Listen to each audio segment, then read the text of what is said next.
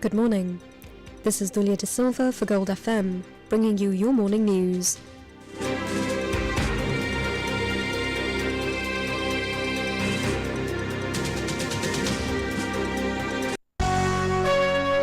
The news headlines on Gold FM.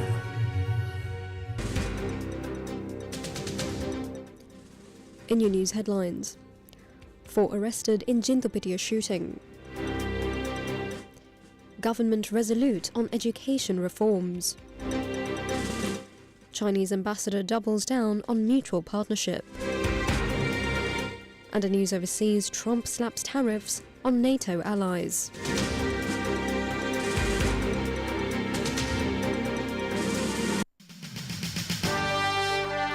The top story on Gold FM. Police arrested 4 suspects in connection with the fatal shooting in Jindopidia, Colombo, which left 1 man dead and 2 toddlers injured. The suspects, all residents of the same area, were taken into custody following the attack on Friday night. Investigations revealed that the deceased, a 44-year-old man identified as Nasser, was targeted by 2 gunmen who arrived in a 3-wheeler. His 4-year-old son and 3-year-old niece remain under medical care at the Lady Ridgeway Hospital for Children. According to police sources, the victim had historical links to rival organised crime groups led by the figures known as Pukudukanna and Palani Rimoshan. Although Nasser had allegedly associated with both factions in the past, he was recently aligned with the Pukudukanna group. Detectives believed the assassination was orchestrated by the Palani Rimoshan faction as part of an ongoing gang feud, noting that the cousin of the victim had also survived a similar shooting last year.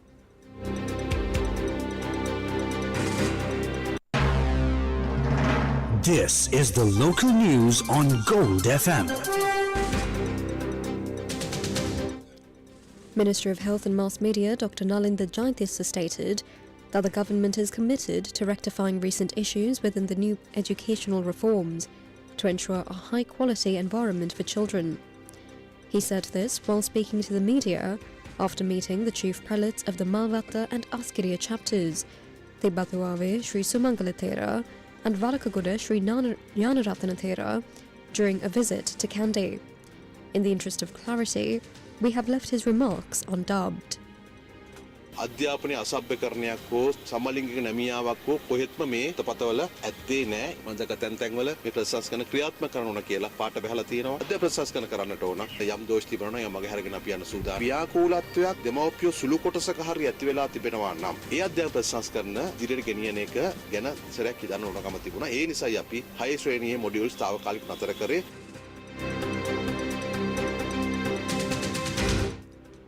Several teacher and principal unions are alleging that the ongoing protests against the postponement of grade 6 education reforms are being driven by political agendas rather than genuine parental concern. A demonstration took place yesterday at the Polonnaruwa Hospital junction, where protesters demanded the government reverse its decision to delay the reforms until 2027.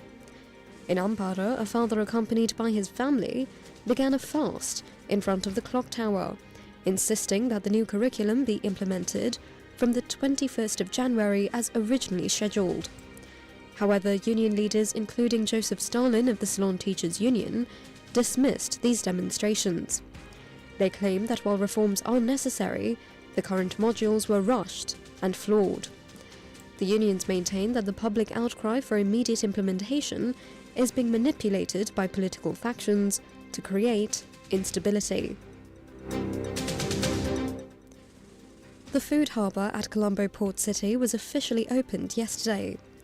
The open-air container park concept is designed to energise the coastal area, serving as a transitional project to drive tourism and consumption, while the Special Economic Zone prepares for high-value international investments. During the event, the Chinese ambassador Ji Zhenhong reaffirmed the long-standing friendship between the two nations, emphasising a commitment to mutual benefit, green development, and the expansion of trade and investment through platforms like the Port City. China and Sri Lanka enjoy long-standing traditional friendship. Over the years, the two sides have continued to deepen practical cooperation based on the principle of mutual benefit and a win-win outcomes. As one of Sri Lanka's important platforms for urban development and investment promotion, the Colombo Port City project is accelerating the aggregation of resources, cultivation of industries, and the enhancement of his international profile, supported by an ever-improving legal framework and a governance structure. China stands ready to continue working with Sri Lanka in the spirit of mutual respect, equality, mutual benefit, openness, and inclusiveness to advance more tangible cooperation outcomes and to further expand the cooperation in areas such as investment and trade, modern services, green development, tourism, and people-to-people exchanges.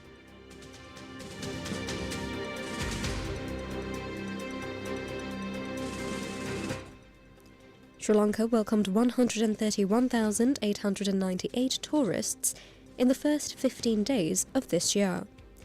Figures from the Tourism Development Authority show that a single-day peak of over 10,000 arrivals occurred the day before yesterday.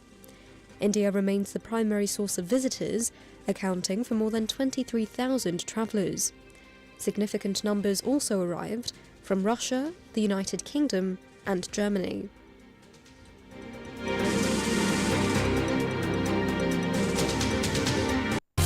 Now for some news in brief.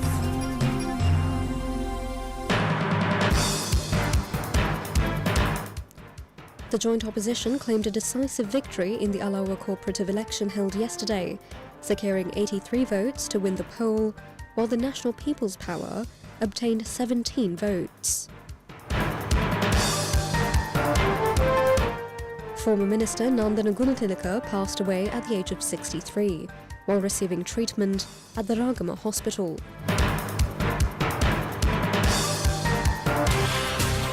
The business news on Gold FM.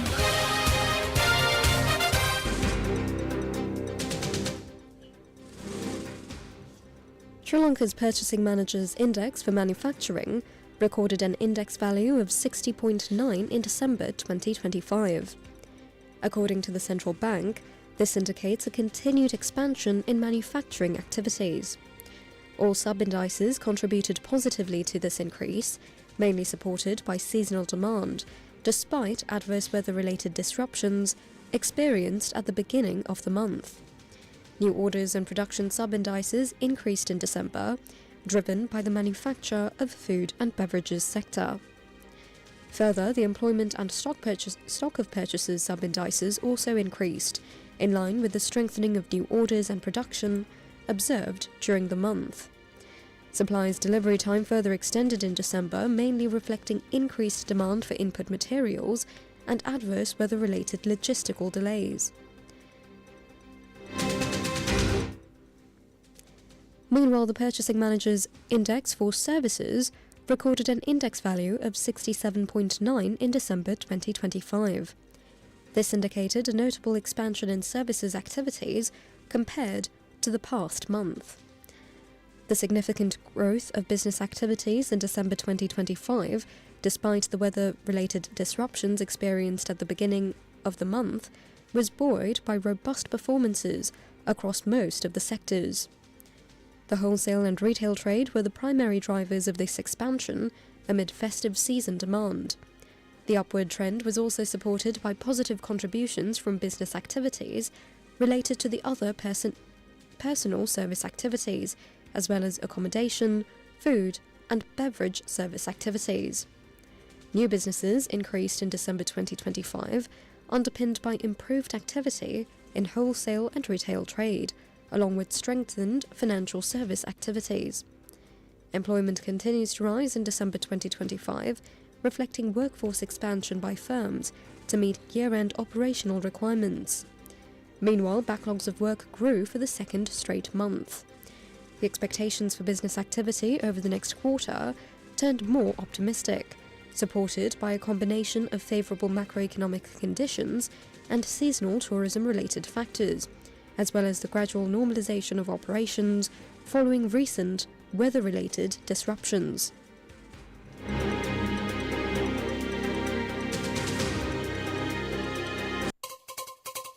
International news on Gold FM.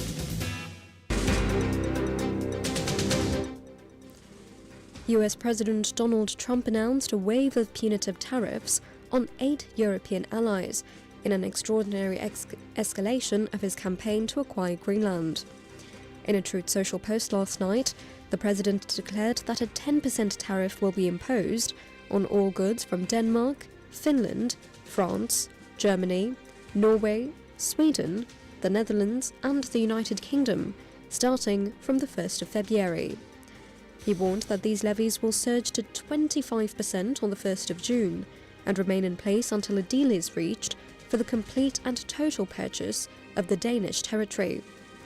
The move appears to be a direct retaliation for these nations sending military units to Greenland earlier this week to support Denmark's sovereignty.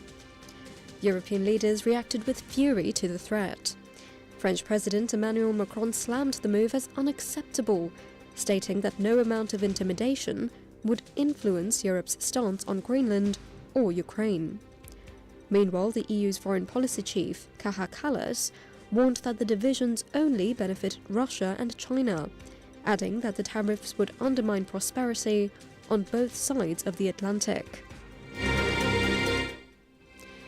In the meantime, US Central Command, or CENTCOM, announced a leader affiliated with Al-Qaeda who had direct ties to an ISIS terrorist responsible for killing 2 US service members and an American interpreter in December was killed in a US strike in northwest Syria on Friday.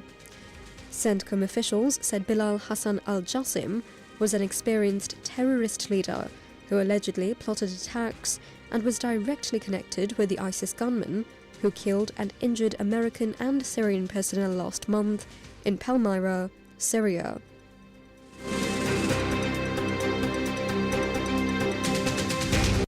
Entertainment news on Gold FM.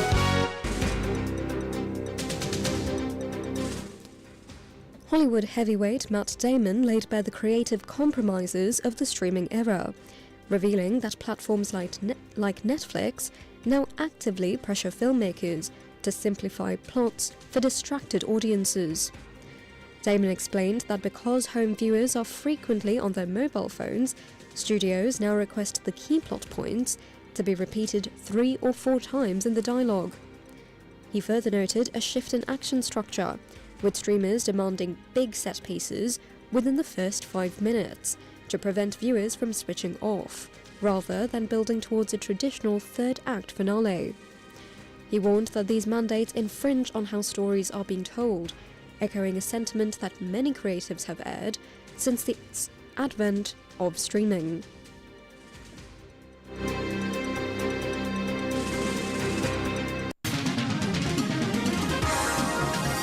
Sports news on Gold FM.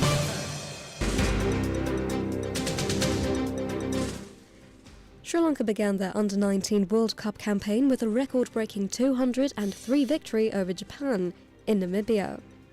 After being asked to bat first, the young Sri Lankan side posted a mammoth total of 387 for 4 in their 50 overs.